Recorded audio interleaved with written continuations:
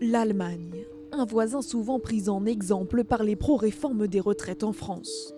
Là-bas, l'âge légal de départ est fixé à 65 ans et passera progressivement à 67 ans à la fin de la décennie.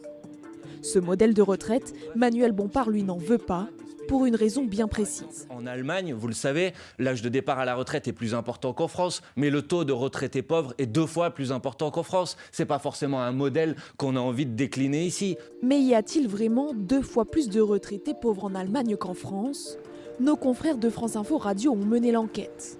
Pour ça, ils se sont basés sur les chiffres publiés par Eurostat qui calcule le taux de pauvreté des retraités en Europe, c'est-à-dire des personnes qui touchent moins de 60% du revenu médian de leur pays.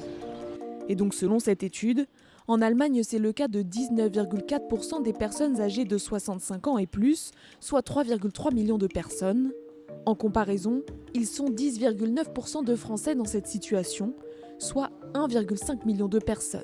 Donc c'est vrai, il y a 2 fois plus de retraités pauvres en Allemagne qu'en France. Et cela s'explique notamment par le fait que beaucoup d'entre eux touchent une retraite incomplète. Beaucoup d'Allemands partent avant 67 ans et ils subissent une décote.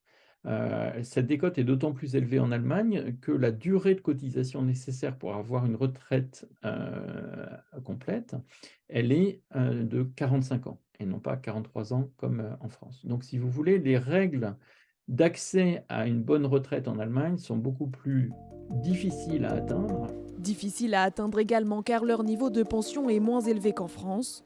Selon les chiffres de l'OCDE, en moyenne un Allemand à la retraite touche la moitié du salaire qu'il avait avant, alors qu'un retraité français en perçoit les 3/4.